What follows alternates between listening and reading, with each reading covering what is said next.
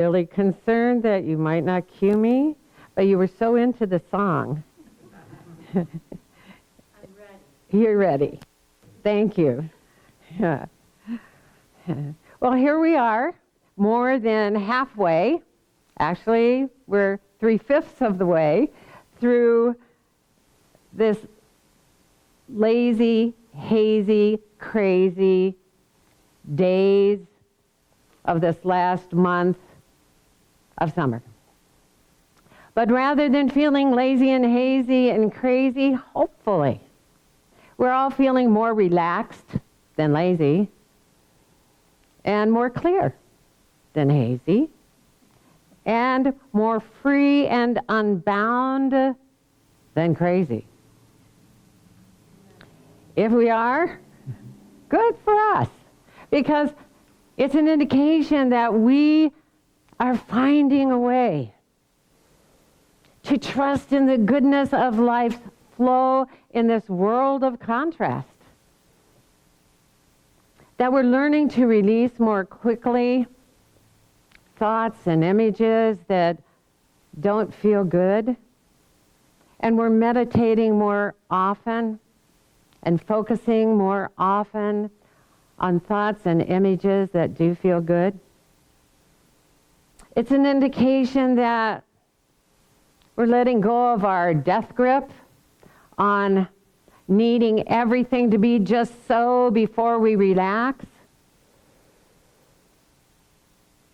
And we're not trying so hard to micromanage the mystery of life. And most importantly, it's an indication that we're trusting more fully, that life loves us, that life is for us, and that things are working out for us. For example, here's an update on last Sunday's talk, where I mentioned that I had spoken with my friend who'd taken Sadhguru's advice and she'd let go of everything for 24 hours. But that after she did that, it seemed to her that things just came flooding right back in. Well, I spoke with her a few days ago, and she told me how everything had worked out for good for her, and that they were still working out for good for her. And she was so relaxed and so relieved and so grateful. Even though we don't see the results right away, anytime we choose to let go of anything that's troubling us for 24 hours or even just for a moment, our letting go isn't wasted or ineffective. We've changed the way that we are flowing with our life. We're floating downstream rather than trying to paddle upstream and against the current of life's flow. We're giving the good we want, the good we've asked for, clear, vibrational entry into our human life experience while we enjoy the ride. Abraham Hicks calls this clear, vibrational entry allowing. Step 3 in living a life we enjoy. Step 1 is when something happens that we don't like or that we don't want, that doesn't feel good, that causes us to ask for something we like better, that feels better.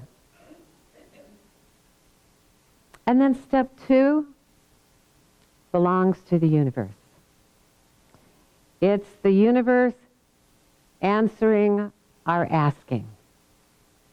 It's the yes of love. We've asked for it. The universe has answered. It's a done deal. It's done vibrationally. And all we need to do to seal the deal physically is to feel the reality of the answer within us, even before we see it. Step 3 is our living in the joy and ease of receiving. It's our going with the vibrational flow of life's givingness. And it allows our good to come into our physical experience easily. Abraham Hicks tells us, we don't really think you have to be out there stirring it up that much in order to create more abundance and well-being. Just deliberately do step 3 stuff. Step 3 stuff is basking. It is just knowing that we are good and life is good. It's meditating on those things that cause us to feel that good. It's praising everything around us that looks good to us and feels good to us. It's getting a massage.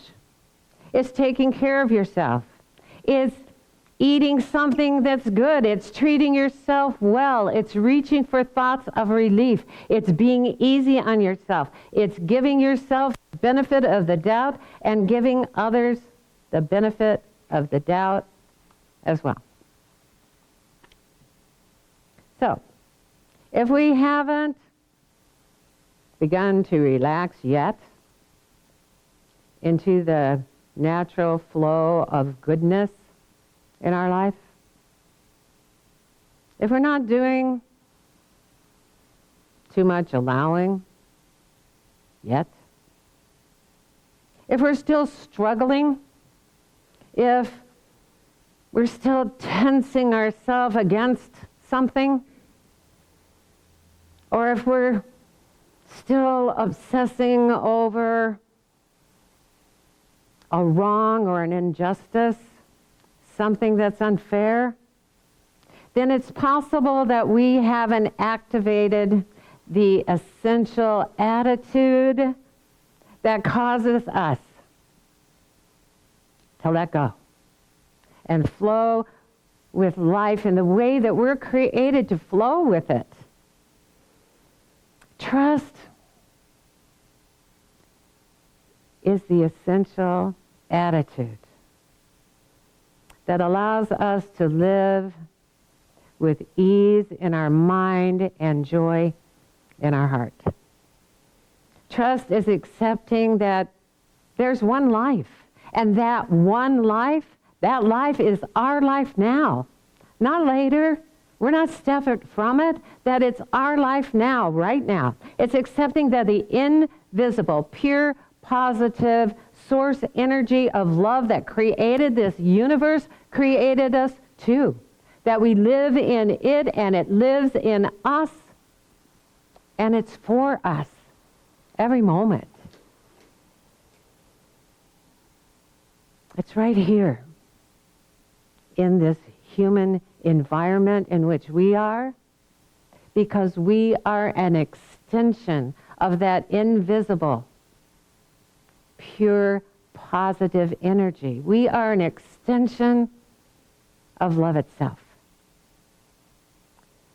The Indian spiritual teacher, Mother Meera, said, when you know you are divine, you can become fully human.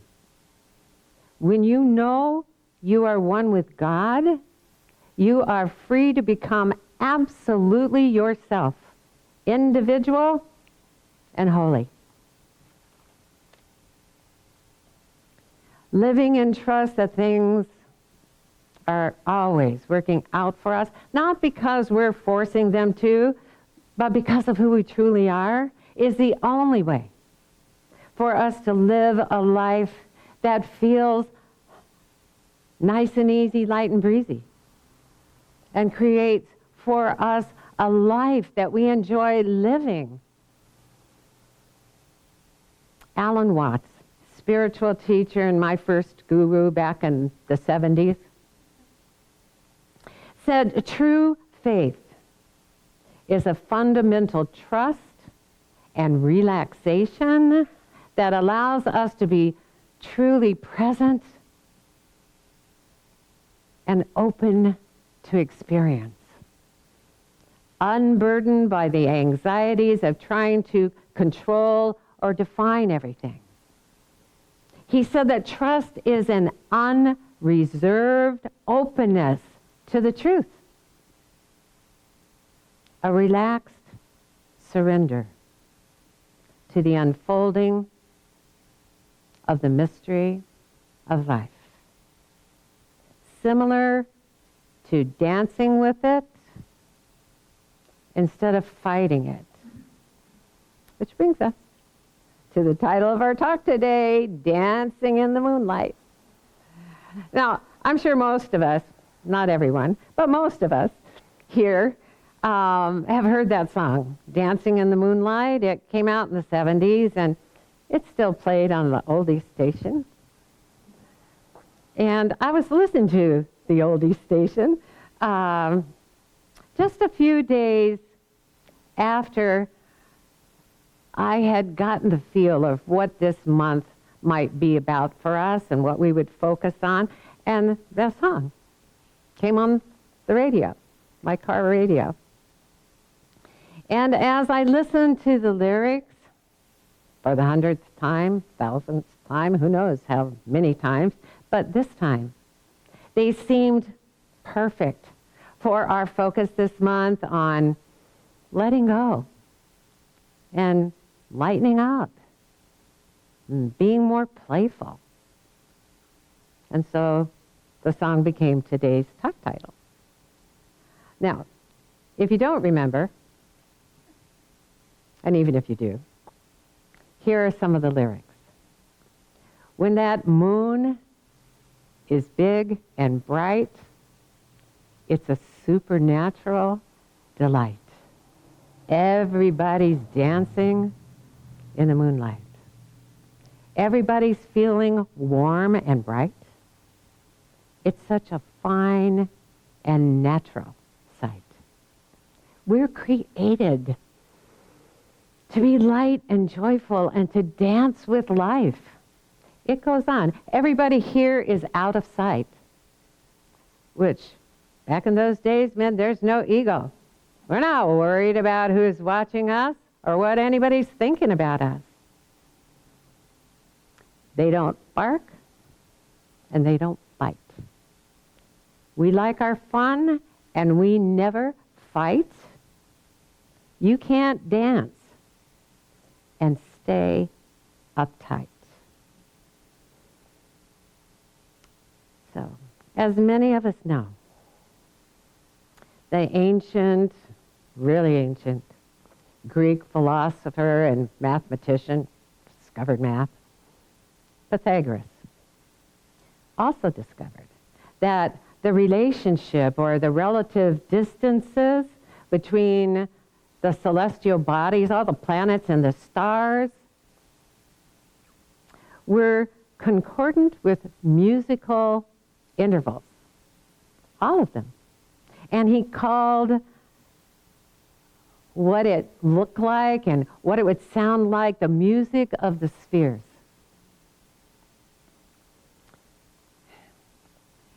And he said that the sound must be one of harmony. And he concluded that that sound should be so remarkably loud that humans should be able to hear it on Earth. And yet they don't seem to. even though the whole universe is apparently filled with music. When we're uptight, we can't catch the rhythm because our problems aren't out of sight. We're not flowing with the natural harmony of life that is problem-free. When we're not inspired to dance in the street or dance in our seat, but especially dance in our heart, it's because we've got worries on our mind. We're worried about who's watching us, not just when we dance, but in general, and what people would think of us if we just let go and we were ourselves. This is me. This is what you get. We don't feel like dancing because we're not listening for the music. As the philosopher Nietzsche famously put it, and those who were seen dancing were thought to be insane by those who could not hear the music. Everything within this three-dimensional, visible universe, everything, stars and galaxies and planets and trees and animals and birds and bees, all of it are created to dance with life. And they do. And they don't care who's watching. And they don't care who's filming them. Ever watch those films on TV or reels on Facebook of birds all around the world? Doesn't matter where they are, they're dancing. And it may be a mating ritual, but those birds got rhythm. And then there's the baby goats and little lambs that just prance around to music we don't hear, but we know they're feeling the joy of it. And even bears have been filmed dancing in the forests. The universe is one boundless dance party. It's a continuous flow of pure, positive energy singing to itself. And we are that self. If our heart isn't singing along and we don't feel like dancing, we become a wallflower in our own life, a life that we're created to enjoy and dance with every moment. It's been said our bodies are the instruments through which our souls play their music.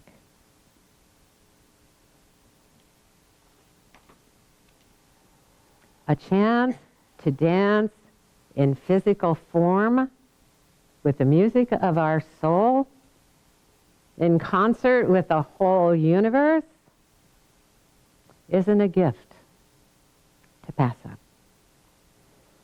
The Scottish essayist and philosopher Thomas Carlyle wrote, "Every day that is born into the world comes like a burst of music and rings the whole day through.